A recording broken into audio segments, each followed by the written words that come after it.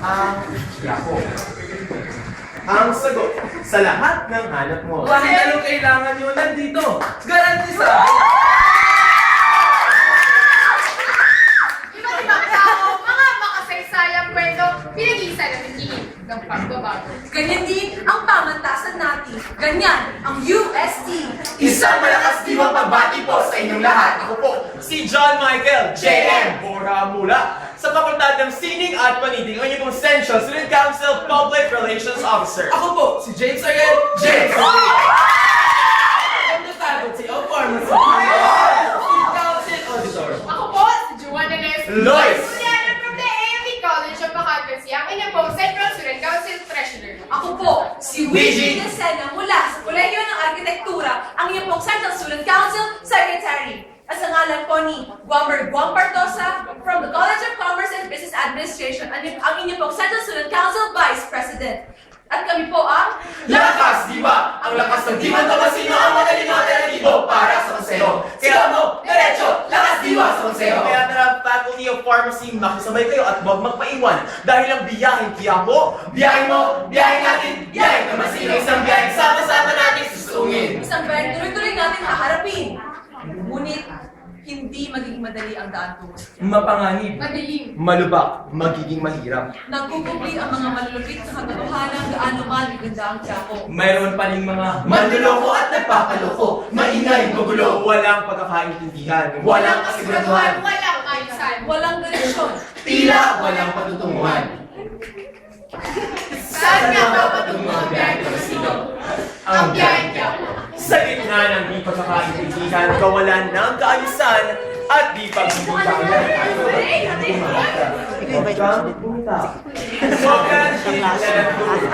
Cause understanding between you, me, and the rest of the UST sa tulong ng Open Networks and Creative Information System. Walang may iwan. Sabay tayo magbiyahe tungo sa First Station Tomas! Matalinong you! Tomas! Alertong you! Tomas! Informadong you! Tomas Info, you. Dito, Tomasino. Ikaw, ako, tayo, informado. Sa impormasyong ramdam lahat may alam. May pakialam ng hindi alam. Next station, Tomatak, Tomasino, Tomasini. Tuklasin ang kultura at gawin mo. Alamin ang kaya mo, ate. Ibuyag-yag mo. Be proud of what you have. Be open with what you can be. Dahil ikaw yan, alam niyo yan, Tomasino. Dalawang estasyon, sining at kultura, impormasyong abot kaya. Know it, feel it, live with it. Dahil ate, abot mo, kaya mo ako, ang boses mo. Ang nag-iisang Borja ng buhay mo. sa Quiapo. Maraming naloloko. Nagpapaloko, niloloko. Are you one of them? Count on the blow and take a stand. B. Promoting health and general well-being. Sakto, sapat, tapat. Ang mga piso at resibo'y masisiguradong tama, dokumentado. Walang halong pagdududa, walang halong panggagancho. Ate, sabay na tayo magsabi dahil hindi ka nasasabi. Ako po ang maghahatid ng walang labis at walang kulang na pagsisisi sa inyo. Dahil ako'y naniniwala ang walang pamatasa ito ay tayo mga...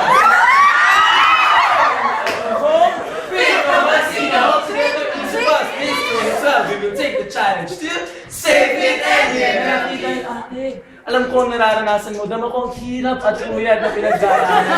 Dahil ikaw, ako, tayo maninigurado. Sa pagtutuos, ako po ang kagapay nyo. Dahil kay James David, dapat sapat, dapat fit, walang sabit-sabit. Quiapo, madaming nangyayari.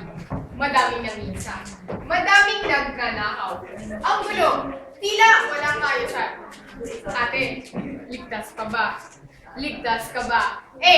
Assure financial safety and campus security. After serving the College of Accountancy, akin pong napatunayan na ang pagiging isang inatyaman ay nangailangan ng integridad, katapatan, tiwala, accountability, That needs efficiency. transparency, That seeks equality. and trust that must be shared With the Tomasan community. Iniaalog po namin ang Bantay Tomasino. allowing financial security through education, training, and coordination not only for student councils but also for class treasurers. Kaakibat po nito ang aming hangaring Protektahan ang inyong seguridad. sa pamamagitan ng paglalagay ng security cameras sa paligid ng UST. Dahil di na natapos ang proteksyon. Sa loob ng 4 na sulok ng ating pamantasan. Kaya naman walang leaders, kulyanan, handangan ng ikay protektahan. Hiyapo. Hindi lahat ng tinig, naririnig. Hindi lahat ng pakay, nabibigyan sa isay. Hindi lahat ay may pantay na karapatan. Sa Quiapo, hayaan niyo pong kami maging lakas upang ipaglaban ang inyong mga karapatan. Ay, Invoking to match rights and welfare. ang aming adhikain ay paglaban ang mga Karapatan mo mabigyang impormasyon. Karapatan mo mabigyang pansin.